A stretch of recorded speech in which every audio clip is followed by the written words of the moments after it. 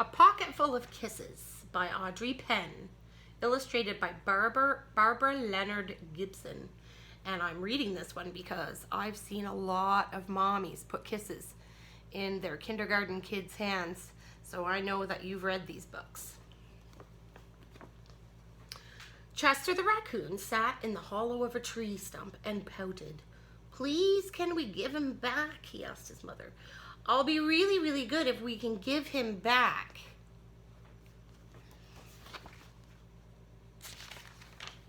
Mrs. Raccoon smiled tenderly. "You're already really, really good, Chester, but I'm afraid no matter how good you are, we can't give him back.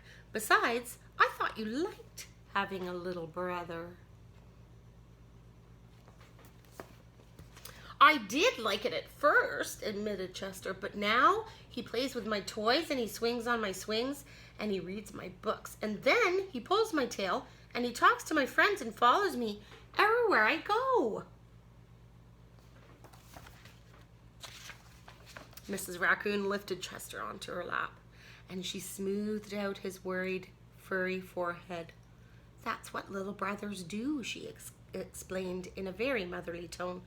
"It's no different than sharing the woods or sharing the stream or sharing the food we find. Ronnie wants to be just like you."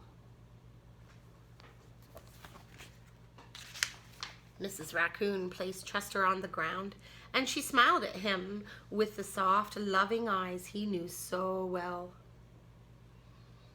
"I think someone needs a kissing hand," she said in a voice that was warm and inviting.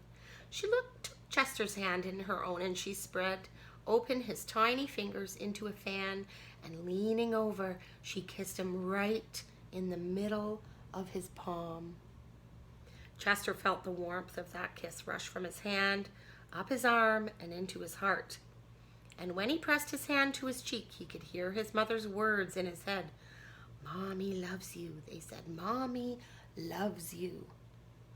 Chester grinned so wide, the tips of his silky black mask crinkled upward.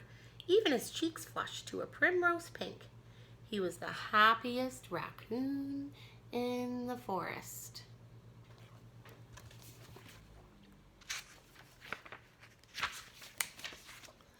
Then, in the blink of a moment, all the joy went out of the little raccoon. His pink cheeks paled and a stream of tiny hot tears fell like spring rain down his sad little face. Even his silky black mask drooped as he watched his mother reach down, take Ronnie's hand in her own, open his tiny fingers into a fan, and kiss his brother right in the middle of his palm.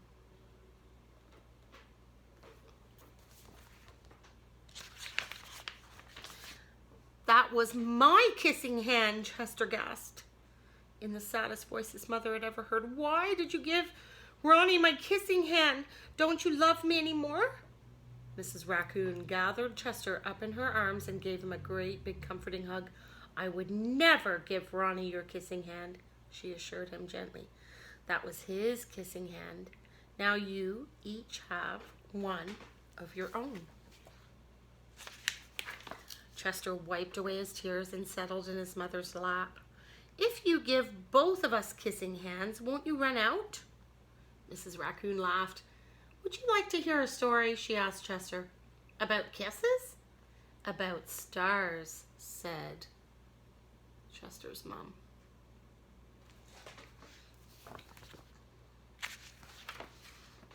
"Every night, just before the sun goes down, it reaches out with its rays and touches every star in the universe. One by one, the stars light up and shine down upon us. Even on nights we can't see the stars, they're up there sparkling away. No matter how many stars fill the sky, the sun will never run out of lights, and his rays will never stop reaching out to them. That's the way it is with kissing hands. When somebody loves you, their kisses are like the sun's rays, always there and always shining.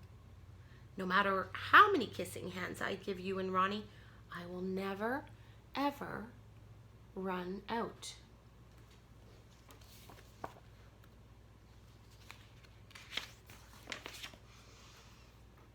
But you're right about one thing, Mrs. Raccoon told Chester. Ronnie's big brother widened his eyes and looked surprised. What's that? He asked his mother. You are the big brother, and that deserves something extra special.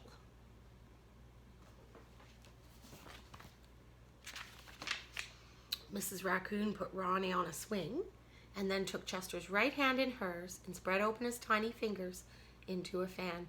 Leaning over, she kissed him right in the middle of his palm. That kiss is for your pocket, she told him. Take good care of it and keep it as a spare. You never know when a big brother might need a little extra care.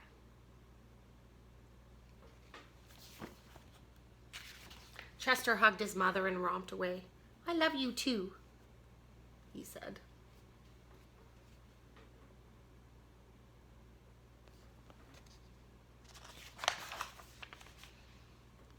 And that's the end of the story.